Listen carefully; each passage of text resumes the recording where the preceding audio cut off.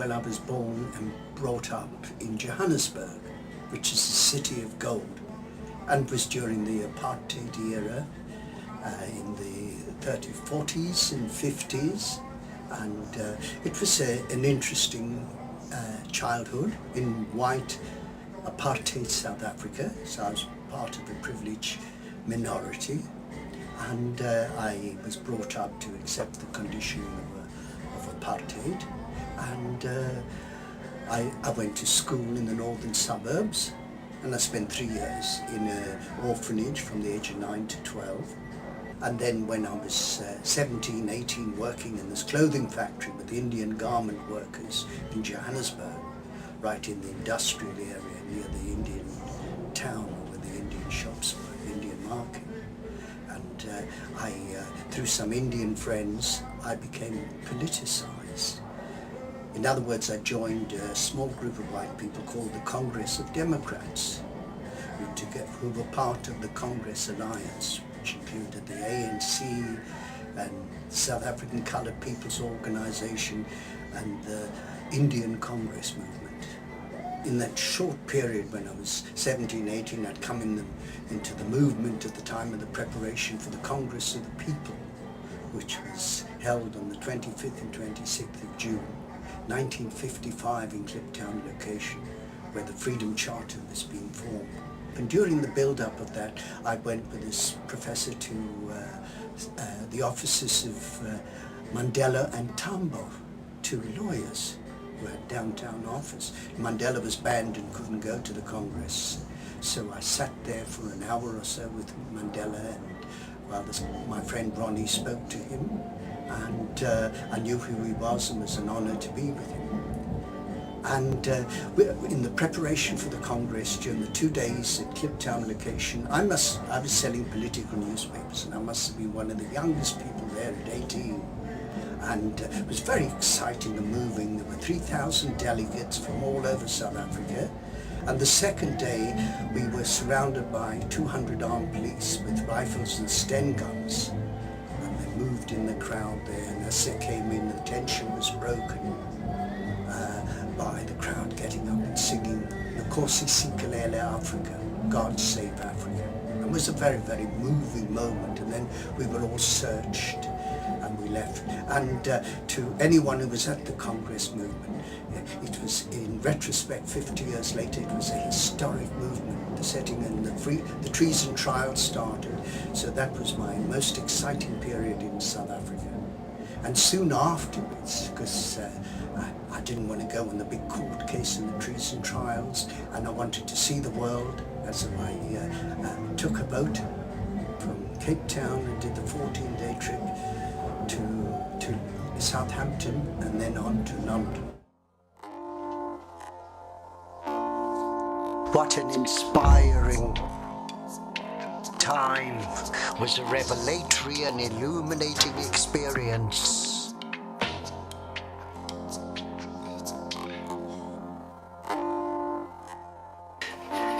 Simple links to my counterculture heroes of spontaneous mind who captured my spirit.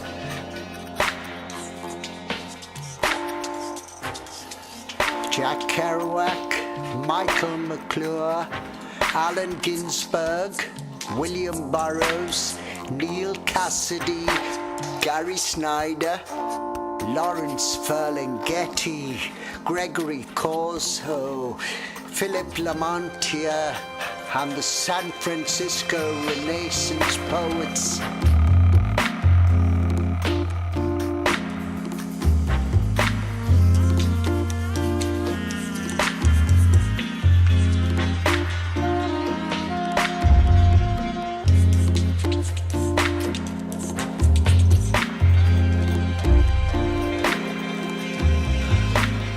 Out of the psychological rubble of America, out of the bowels of this bustling, hustling city, emerged the angel-headed hipsters, ushering in what Norman Mailer later called the first wind of a second revolution in the century, moving not forward towards action and more rational, equitable distribution, but backward towards being and the secrets of human energy. And I wanted to be an actor. So when I came to England, I enrolled first at Parada and then at the Webber Douglas School of Dramatic Art. And I did a training.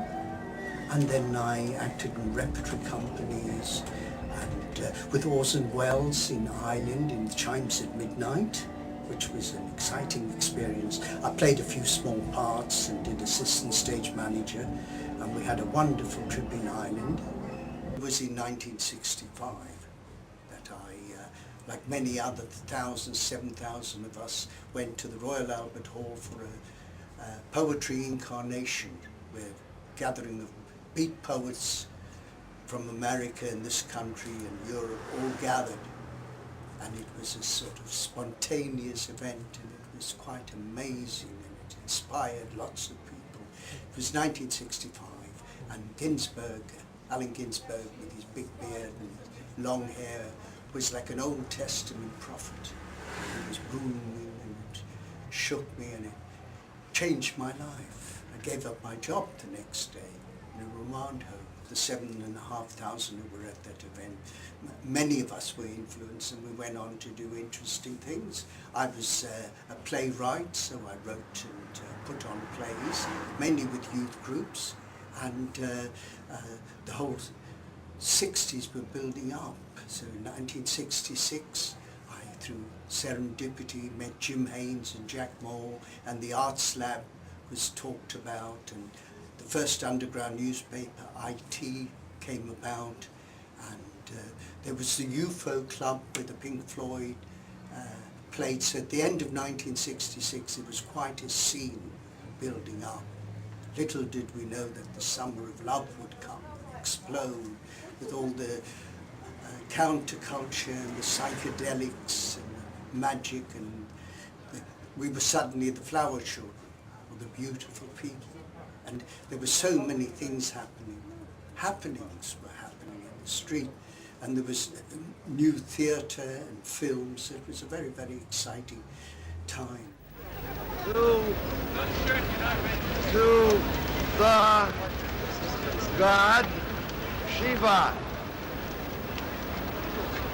God of meditation, asceticism, birth, death, change, creation, destruction, and ganja.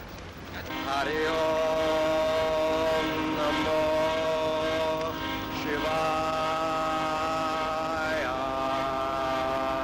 Hari Om Namo Shivaya. From 67, 68, there became a reaction, I suppose, to the Make Love Not War and the whole ethos, and all the radical Marxist groups came out, and all the new socialism, the new left, and there was a coming of all power, black power, and women's liberation, so it was, and gay libs, so there was a whole explosion of new things, and an awareness of the ecology and nature, so it was the beginning of lots of conflicting times.